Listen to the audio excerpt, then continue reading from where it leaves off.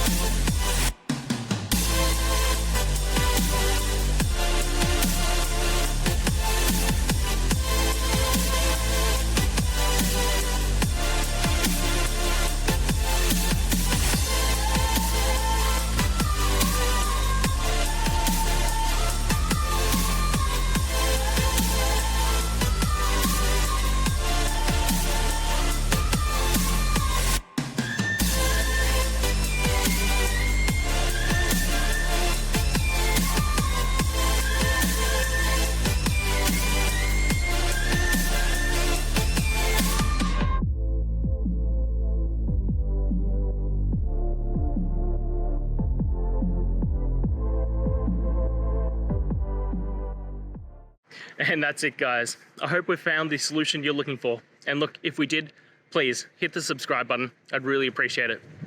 And until the next time you need technical help, I hope you have a good one.